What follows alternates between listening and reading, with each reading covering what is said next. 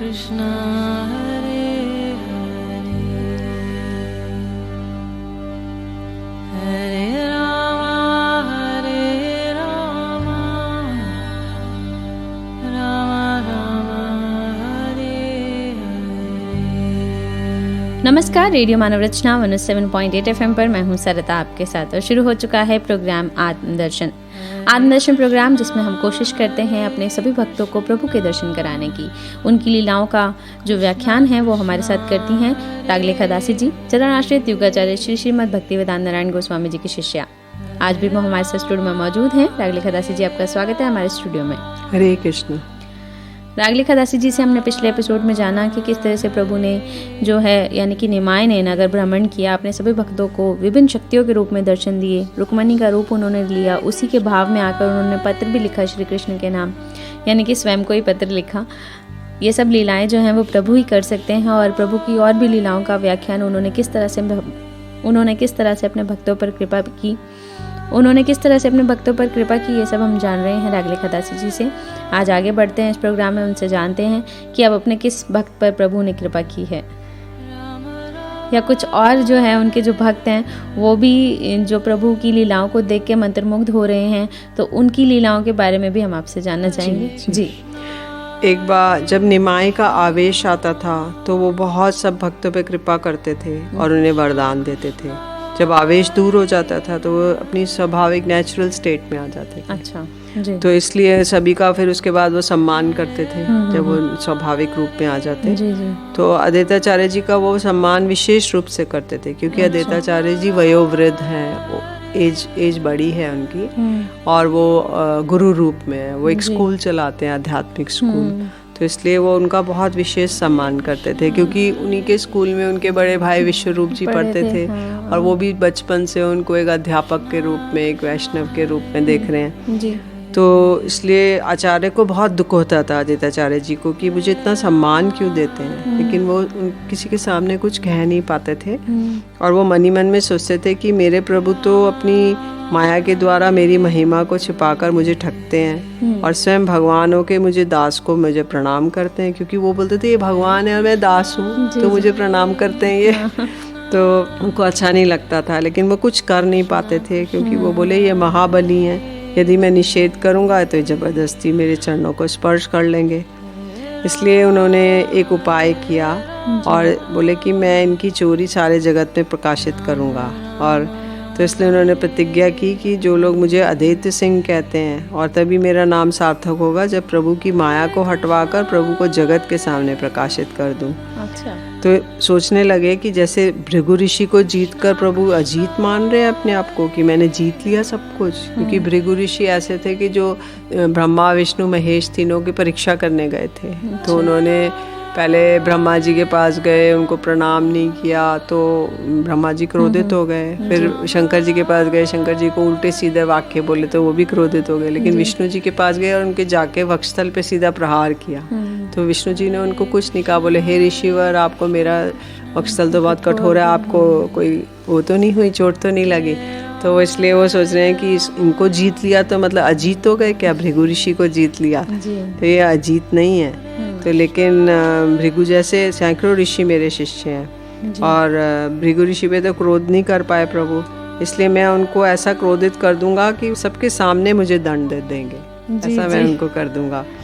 अब तो उन्होंने मन ही मन एक प्लॉटिंग की, एक प्लॉट बनाया।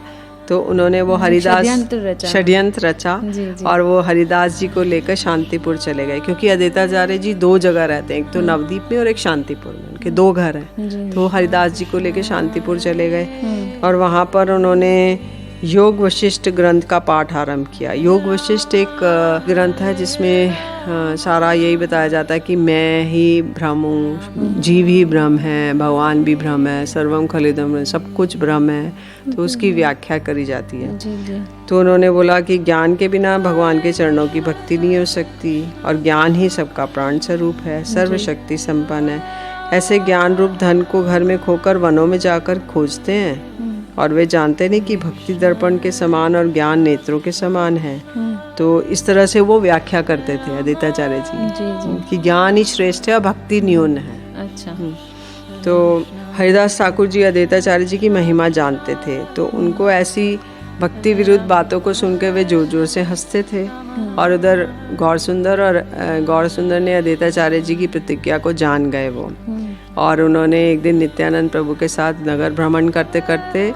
नमस्कार, रेडियो मानव रचना 107.8 FM पर मैं हूँ सरिता आपके साथ, और शुरू हो चुका है प्रोग्राम आत्मदर्शन प्रोग्राम, जिसमें हम कोशिश करते हैं अपने प्रभु ने नित्यानंद प्रभु से पूछा, श्रीपाद नित्यानंद, ये आश्रम किसका है, ये क्या आप जानते हैं? नित्यानंद प्रभु बोले, प्रभु ये सन्यासी का आश्रम है। प्रभु जी बोले कि हमारा बड़ा ही सौभाग्य है कि हम आज एक सन्यासी के आश्रम पर पहुंचे हैं। अतः चलिए हम उनके। रागलिखा दासी जी से हमने पिछले एपिसोड में जाना कि किस तरह से प्रभु ने यानी कि निमाय ने नगर भ्रमण किया, अपने सभी भक्तों को विभिन्न शक्तियों के रूप में दर्शन दिए, रुक्मणी का रूप उन्होंने लिया, उसी के भाव में आकर उन्होंने पत्र भी लिखा श्री कृष्ण के नाम, यानी कि स्वयं को ही पत्र लिखा। ये सब लीलाएं जो हैं वो प्रभु ही कर सकते हैं, और प्रभु की और भी लीलाओं का व्याख्यान उन्होंने किस तरह से अपने भक्तों पर कृपा की, ये सब हम जान रहे हैं रागलिखा। ये आशीर्वाद नहीं है, अभिशाप है। अच्छा। बोले जो ऐसी वस्तु आप मुझे दे रहे हैं, जो कुछ और जो है उनके जो भक्त हैं वो भी जो प्रभु की लीलाओं को देख के मंत्रमुग्ध हो रहे हैं, तो उनकी लीलाओं के बारे में भी आप मुझे वरदान देना ही चाहते हैं। तो यही एक बार जब निमाय का आवेश आता था, क्योंकि इस जगत की सभी वस्तुएं दुखजनक और नाशवान है, लेकिन भक्ति तो नष्ट ना होने वाली है और अव्यय है। ये सुनकर सन्यासी हंसते हुए बोले, मैंने सुना ही था कि इस कलयुग में यदि किसी का हित चाहो तो वही व्यक्ति डंडा लेकर मारने आता है, परंतु आज स्पष्ट रूप से देख भी लिया है। ये ब्राह्मण बालक ऐसा ही है। संसार के लोग तो सुख, वैभव, वृद्धि का आशीर्वाद प्राप्त करने के लिए क्या कुछ नहीं करते। बोलते संसार के लोग तो यही चाहते हैं कि हमारा धन, स्त्री आदि ये सब सुख संपत्ति घर आवे, कष्ट मिटे तन का, कि हमारा तो सारा कष्ट वश शरीर का दूर हो जाए और हमारे घर में सुख संपत्ति आ जाए, हमारे बच्चे अच्छे से रहें, फले फूले। तो लेकिन ये तो मेरा उल्टा दोष निकाल रहा है, सन्यासी जी ने कहा। तो सन्यासी ने प्रभु से पूछा, हे बालक, तुमने मेरे आशीर्वाद की निंदा क्यों की? जगत में आके तुमने भोग विलास नहीं किया, उसका जीवन तो मानो व्यर्थ ही चला गया। जिसने भी नहीं किया, और जिसके पास सुंदर स्त्री ना हो, प्रचुर धन ना हो, उसके जीवित रहने से क्या लाभ है? इसके अतिरिक्त तुम जिस विष्णु भक्ति की बातें कर रहे हो वह भी धन संपत्ति के बिना नहीं आ सकती। तो इसलिए यदि तुम्हारे पास खाने पीने को कुछ भी ना हो तो क्या तुम भूखे पेट भक्ति कर सकते हो? सन्यासी की बातें सुनकर प्रभु हंसने लगे। कुछ चंद पश्चात विनम्र वाणी में कहने लगे, हे सन्यासी महाराज, मेरे भाग्य में खाना पीना विषय भोग होगा तो मनुष्य कहीं भी क्यों ना रहे, उसे अवश्य ही मिलेगा। और संसार के लोग तो धन संपत्ति, स्त्री पुत्र परिवार आदि की कामना करते हैं। क्या कारण है कि ये एक दिन ये सब वस्तुएं नष्ट हो जाती हैं? यदि आप कहना चाहते हैं कि कामना करने पर भी अपनी चेष्टा से सब वस्तुएं मिलती हैं, तो जरा विचार करके देखिए, बीमारियों की प्राप्ति कभी कोई कामना करता है या चेष्टा करता है, परंतु फिर भी बीमारी क्यों आती है जी? इसलिए स्वामी जी, जगत में अच्छा या बुरा फल पूर्व जन्मों के कर्मों पर निर्भर करता है। कोई कहे कि फिर शास्त्र में क्यों कहा गया है सत्कर्म के द्वारा स्वर्ग आदि सुख प्राप्त होता है, तो अगर हम अच्छा कर्म करेंगे तो स्वर्ग मिलेगा, तो ऐसा क्यों कहा गया है? ये धरती पर ही स्वर्ग होता है अगर अच्छे कर्म करते हैं जी। तो बोलते हैं जागतिक सुख जो है ये आदि प्राप्त हो सकता है। इसलिए जिनकी आसक्ति संसार में पूर्ण रूप में लगी हुई है, उसका एकमात्र उद्देश्य होता है कि किस प्रकार संसार के विषय भोगों की वस्तुएं प्राप्त हों। ऐसे लोगों को ही शास्त्र में उपदेश दिए गए हैं कि सत्कर्म जैसे दान, पुण्य, यज्ञ आदि हरिनाम के द्वारा समस्त प्रकार के सुख प्राप्त किए जा सकते हैं, जिससे धीरे धीरे हरिनाम और सत्कर्म का प्रभाव से उनका चित्त निर्मल हो और संसार के प्रति आसक्ति दूर हो, कृष्ण भक्ति में रुचि हो। परंतु मूर्ख लोग शास्त्रों के अभिप्राय को न समझ के विषय सुखों में ही व्यस्त रहते हैं। तो कहते हैं सत्कर्म से क्या होगा कि धीरे धीरे विषयों से अनासक्ति हो जाएगी, अटैचमेंट कम हो जाएगी, और भगवान के प्रति, हरिनाम के प्रति आसक्ति हो जाएगी, रुचि हो जाएगी। तो धीरे धीरे ये कम होगा और उसमें लग जाएगा। लेकिन मूर्ख लोग क्या करते हैं कि भगवान के प्रति तो करते नहीं, इसी में लगे रह जाते हैं, धन संपत्ति में। तो प्रभु की बातें सुन के सन्यासी कहने लगे, ऐसा लगता है कि इस सन्यासी नित्यानंद जी के मंत्र के प्रभाव से ये ब्राह्मण बालक की बुद्धि को विकृत हो गई है, जिससे ये अपनी सेवा कराने के लिए अपने साथ ले जा सके। तभी ऐसी बहकी बहकी बातें कर रहा है। मेरी इतनी उम्र हो गई, भारत के समस्त तीर्थों का मैंने भ्रमण किया है, और आज ये छोटा सा दूध पीने वाला बालक मुझे उपदेश दे रहा है। तो सुनकर नित्यानंद प्रभु हंसते हुए कहने लगे, हे महाशय, आप व्यर्थ ही बालक के मुख लग रहे हैं। बालक तो स्वभाव से ही चंचल होते हैं, अतः इसकी बाल सुलभ चंचलता के कारण आपने जो कुछ कहा उसका बुरा ना माने। मैं आपकी महिमा अच्छी तरह से जानता हूँ, आप मेरे कारण आप इस चंचल बालक को क्षमा कर दीजिए। नित्यानंद प्रभु के मुख से अपनी प्रशंसा सुन के सन्यासी का क्रोध शांत हो गया और उसने प्रसन्नता पूर्वक दोनों को प्रसाद पाने के लिए कहा। नित्यानंद प्रभु बोले, महाशय जी, हम किसी आवश्यक कार्य से जा रहे हैं, अतः आप हमें कुछ दे दीजिए, मार्ग में ही कहीं पर स्नान करके खा लेंगे। सन्यासी बोले कि आप दोनों जल्दी से यहीं पर स्नान कर लें, तत्पश्चात कुछ प्रसाद पाकर अपने कार्य के लिए चले जाना। वे दोनों तो ऐसे पतितों का उद्धार करने के लिए अवतरित हुए हैं। उन्होंने सन्यासी की बात स्वीकार कर ली और पहले दोनों ने गंगा में स्नान किया। उसके बाद सन्यासी के द्वारा दिए गए आम, दूध, कटहल सब फलाहार को कृष्ण को अर्पित कर खाने के लिए बैठ गए। जब उनका प्रसाद पाना समाप्त हो गया तो सन्यासी नित्यानंद जी से बोले, श्रीपाद जी, क्या आनंद ले आऊं? अर्थात ये सन्यासी वामपंथी थे, वामाचारी थे। मद्य, मांस, मछली, धन, मैथुन, ये पंच मकारों को ग्रहण करते थे। इनको वो आनंद कह रहे थे जी कि आनंद जी ले जी आओ। हाँ, तो 5 माँ, मद्य, मांस, मछली, मुद्रा मतलब धन और मैथुन, 5 माँ है, तो इनको वो ग्रहण करते थे। और नित्यानंद प्रभु सर्वत्र भ्रमण कर चुके थे, इसलिए आनंद नाम सुन के वे समझ गए कि ये वामपंथी सन्यासी है। वामपंथी सन्यासी इसी प्रकार से 5 माह का सेवन करते। वो समझ गए कि ये मदिरा लाने को कह रहा है, परंतु वे चुप रहे और सन्यासी बार बार आग्रह करने लगे। तब पुनः पुनः आग्रह करने से नित्यानंद प्रभु बोले, अच्छा महाशय जी, अब हम चलते हैं। उन दोनों के मनोहारी स्वरूप का दर्शन करके सन्यासी की स्त्री मुग्ध हो गई।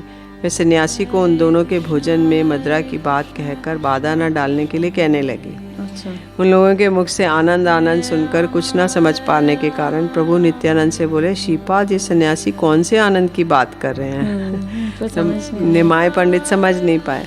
तो नित्यानंद तो बोले, प्रभु, ऐसा प्रतीत होता है ये मदिरा की बात कर रहे हैं। ये सुनते ही प्रभु ने प्रसाद पाना बंद कर दिया और विष्णु विष्णु कहते हुए आचमन कर दोनों वहां से दौड़े और उन्होंने गंगा में छलांग लगा दी। गंगा में कूदने के पश्चात वो तैरते तैरते अद्वैताचार्य जी के घर की ओर चल पड़े। अद्वैताचार्य जी शांतिपुर रहते हैं, जो कि नवद्वीप के उस पार है, तो गंगा में तैर के जाना पड़ता है। तो रास्ते में ये सन्यासी से मिले थे, वहां से तैर के अभी अद्वैताचार्य जी के घर में जा रहे हैं। तो इन लीलाओं के द्वारा प्रभु ने दिखाया कि मायावादी सन्यासी की अपेक्षा श्री संगी, शराबी और विषय भोगों में प्रमत्त व्यक्ति अच्छा है, क्योंकि मायावादी वैष्णवों से द्वेष करते हैं, इसलिए भगवान के सच्चिदानंदमय स्वरूप को नहीं मानते और भक्ति देवी का अनादर करते हैं। परंतु शराबी और स्त्री संगी यदि अज्ञान के कारण अथवा हृदय की दुर्बलता के कारण ही पापों में लिप्त हैं, परंतु वैष्णवों से द्वेष नहीं करते, इसलिए सौभाग्यवश उसे सत्संग मिल जाए तो सत्संग के बल से उसकी हृदय की दुर्बलता, काम, क्रोध आदि दूर होने पर उसका चित्त निर्मल हो जाएगा और भक्ति में रुचि आ जाएगी। लेकिन अपराधी मायावादियों पर नहीं। तो क्योंकि प्रभु ये दिखा रहे हैं कि जो मायावादी, जो ज्ञान मार्ग के लोग हैं, तो वो अद्वैताचार्य जी अभी ज्ञान परक व्याख्या कर रहे हैं, तो दिखा रहे हैं कि उससे श्रेष्ठ ये जो आनंद वाला सन्यासी था वो श्रेष्ठ है, क्योंकि वो अपराधी नहीं है वैष्णव के चरणों में। जी। रेडियो मानव रचना 107.8 FM पर मैं हूँ सरिता आपके साथ। तो प्रोग्राम आत्मदर्शन में बहुत कुछ जान रहे हैं रागलिका दासी जी से प्रभु की लीलाओं के विषय में। आगे और भी बहुत कुछ जानेंगे, लेकिन एक छोटे से ब्रेक के बाद सुनते हैं एक प्यारे से भजन, फिर लौट कर आते हैं। आप जुड़े रहिए रेडियो मानव रचना 107.8 FM के साथ प्रोग्राम आत्मदर्शन में। Feel good, feel live. Anupam Madhuri जोरी हमारे श्याम श्यामा की, अनुपम माधुरी जोरी हमारे श्याम श्यामा की। रोसीली रस भरी अखियाँ हमारे श्याम श्यामा की, रस भरी अखियाँ हमारे श्याम श्यामा की। अनुपम माधुरी जोरी हमारे श्याम श्यामा की, अनुपम माधुरी जोरी हमारे श्याम श्यामा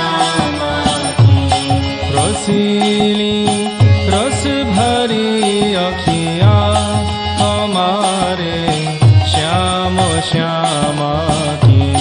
रसीली रस भरी अखियाँ हमारे श्याम श्यामा की। छबीली है अदाबा की सुघर सूरत मधुर बतिया। छबीली है अदाबा की सुघर सूरत मधुर बतिया। छबीली है अदाबा की सुघर सूरत मधुर बतिया। छबीली है अदाबा की सुघर सूरत मधुर बतिया। रतक गर दन की मन बसिया हमारे श्याम श्यामा की। गगन की मन बसिया हमारे श्याम श्यामा की। अनुपम माधुरी जोरी हमारे श्याम श्यामा की। अनुपम माधुरी जोरी हमारे श्याम श्यामा की। रसीली रस भरी अखियाँ हमारे श्याम श्यामा की। रसीली रस भरी अखियाँ हमारे श्याम श्यामा की। मुकुट और चंद्रिका माथे अधर पर पान की लाली। मुकुट और चंद्रिका माथे अधर पर पान की लाली। मुकुट और चंद्रिका माथे अधर पर पान की लाली। मुकुट और चंद्रिका माथे अधर पर पान की लाली।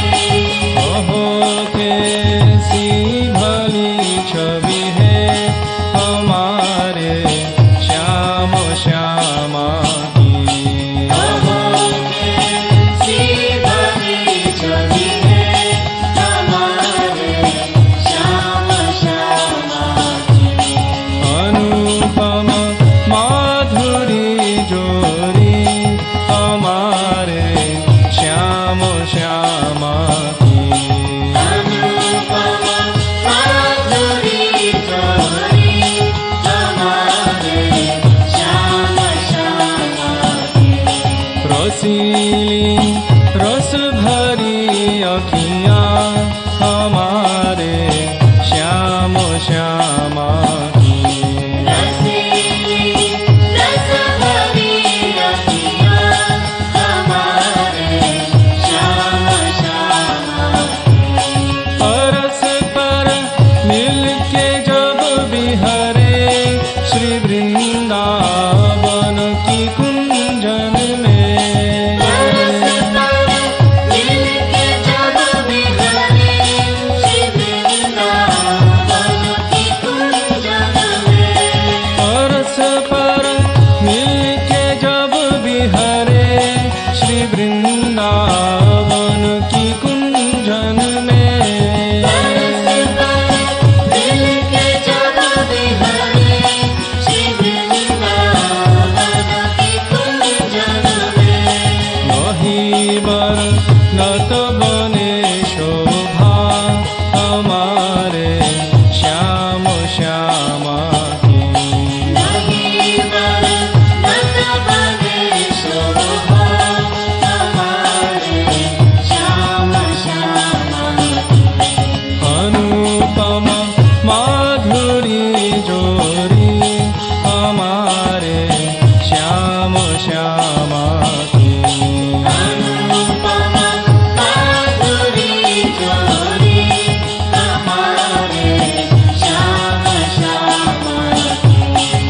हसीनी रस भरी अखियाँ हमारे श्याम श्यामा की रसीली रस भरी अखियाँ हमारे Shyam Shyama.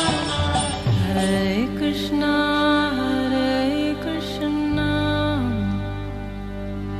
Krishna Krishna, Hare Hare, Hare Rama, Rama Rama, Hare Hare। स्वागत है आप सभी का एक बार फिर रेडियो मनोरचना 107.8 FM पर। मैं हूं सरिता, आपके साथ प्रोग्राम चल रहा है आत्मदर्शन। और रागलिखा दासी जी से प्रभु की लीलाओं को जान रहे हैं। नवदीप में उन्होंने जन्म लिया, निमाय पंडित के रूप में विख्यात हुए और बहुत सारे भक्तों पर कृपा की, विभिन्न शक्तियों में उनको दर्शन भी दिए।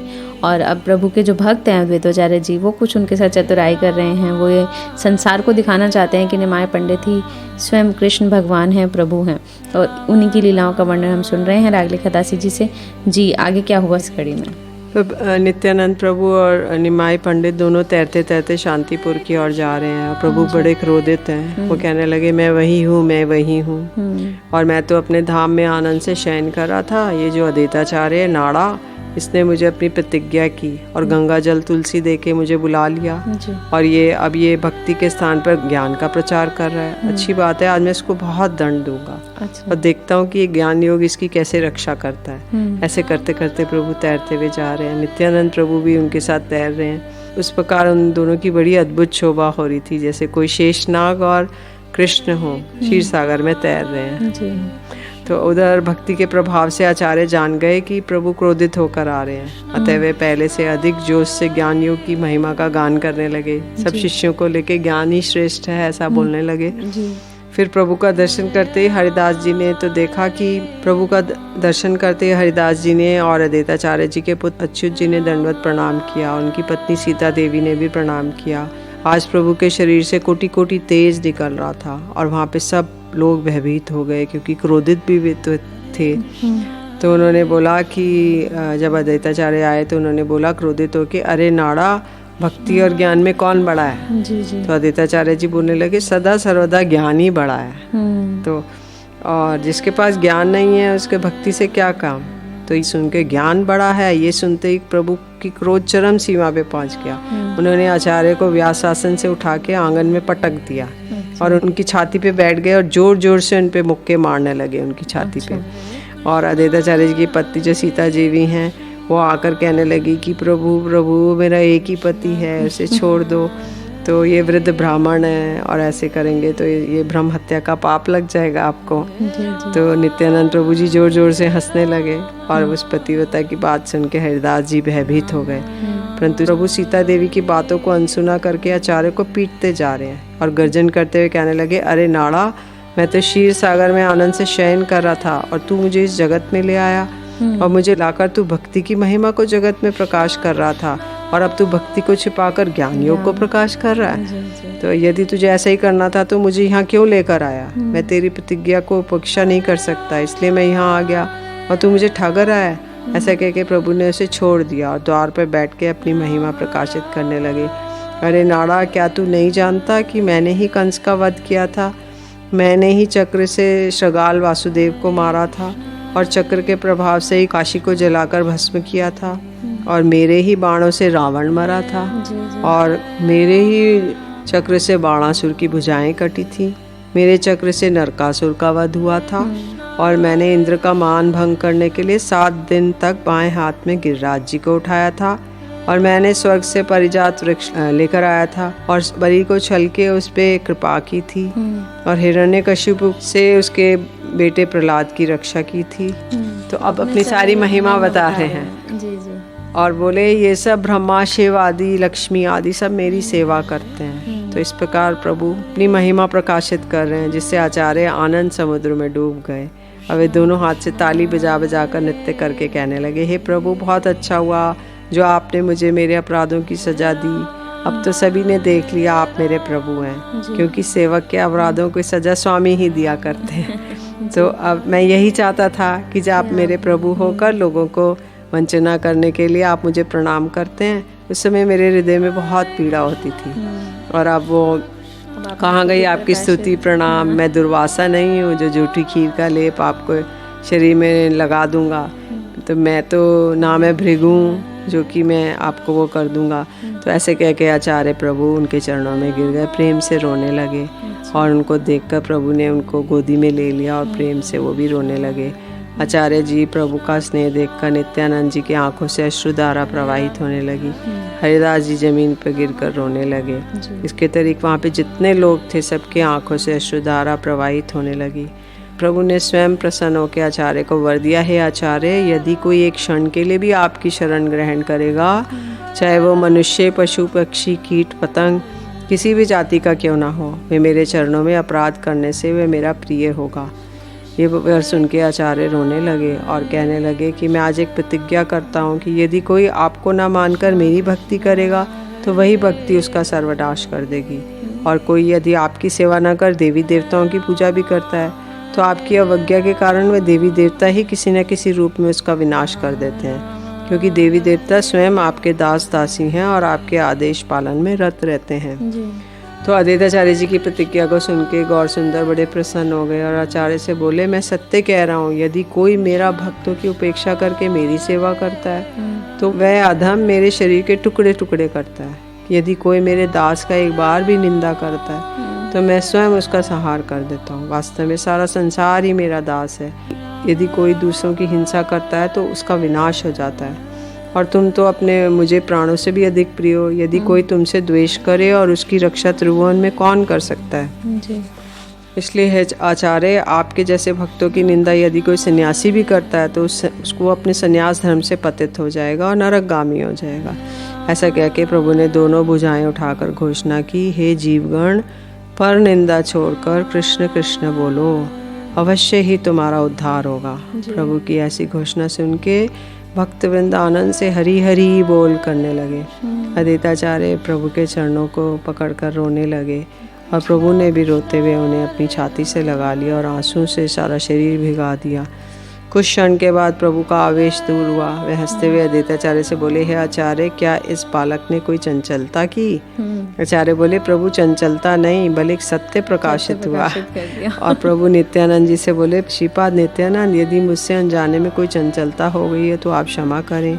ये सुनकर नित्यानंद अद्वैताचार्य हंसने लगे और महाप्रभु ने अद्वैताचार्य जी की पत्नी सीता देवी जी से कहा, माँ, आप शीघ्र ही भगवान के लिए रसोई बनाइए, आज हम सभी एक साथ प्रसाद पाएंगे।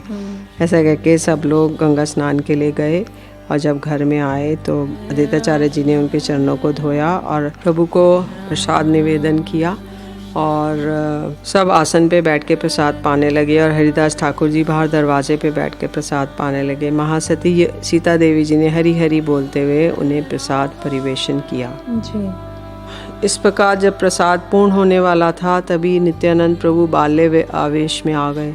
उन्होंने हंसते हुए सारे घर में अपना उच्चिष्ट प्रसाद छिड़क दिया।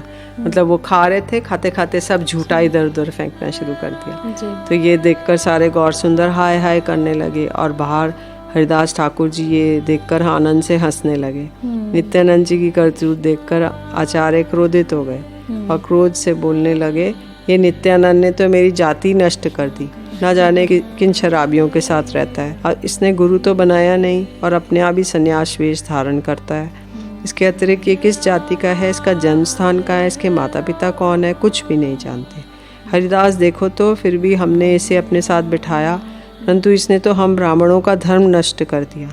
अद्वैताचार्य जी की बातें सुनकर दोनों प्रभु हंसने लगे। जब अद्वैताचार्य जी का प्रेमावेश कुछ शांत हुआ तो तीनों आसन से उठे, आचमन किया और नित्यानंद और अद्वैताचार्य प्रभु से एक दूसरे के गले लग गए। वास्तव में नित्यानंद अद्वैताचार्य भगवान की दो भुजाएं हैं, उनमें परस्पर स्वाभाविक प्रीति है और उनमें आपस में जो कलह दिखाई देता है वह कृष्ण की लीला है। भगवान तथा उनके भक्तों का व्यवहार अबोध बालकों के खेल के समान होता है। तो एक तो शंकर हैं और दूसरे बलराम जी हैं। जी, तो तीनों ही अपनी लीलाएं प्रस्तुत कर रहे हैं। महाविष्णु और शंकर दोनों का मिश्रित स्वरूप है अद्वैताचार्य जी। जी जी। रेडियो मानव रचना 107.8 FM पर बहुत सारे लीलाओं का वर्णन जाना हमने आत्मदर्शन प्रोग्राम में रागलिखा दासी जी से कि किस तरह से जो प्रभु सबके ऊपर कृपा करते हैं, तो उन्हीं के दास यानी कि अद्वैताचार्य जी ने चतुराई से उन्हीं का रूप सबके सामने प्रदर्शित किया और बहुत सारी लीलाएं जो हैं प्रभु अपनी दिखा रहे हैं और उन्होंने अपने मुख से ही अपना महिमा को प्रकाशित भी कर दिया। और अपनी चतुराई से अद्वैताचार्य जी बहुत प्रसन्न भी हो गए कि मैंने प्रभु की महिमा सभी को बता दी उन्हीं के मुख से। तो प्रभु के भक्त जो हैं प्रभु से ही चतुराई भी करते हैं, लेकिन प्रभु अपनी लीलाओं के माध्यम से अपने भक्तों पर हमेशा ही कृपा करते हैं, क्योंकि उन्हें अपने भक्त खुद से भी ज़्यादा प्यारे हैं। आत्मदर्शन प्रोग्राम में आज बस इतना ही। रागलिखा दासी जी आपका बहुत बहुत शुक्रिया हमारे स्टूडियो में आने के लिए और इतनी ज्ञानवर्धक बातें इस पुस्तक के माध्यम से आप जो हमें बता रही हैं उसके लिए बहुत बहुत धन्यवाद। हरे कृष्ण। अगले एपिसोड में श्री कुरान सुधा के विषय में और भी बहुत कुछ जानेंगे और भी प्रभु की लीलाओं के बारे में भी, लेकिन अभी के लिए मुझे दीजिए इजाज़त और सुनते रहिए रेडियो मानव रचना 107.8 FM पर आने वाले और भी प्रोग्राम्स को। Feel good, feel live.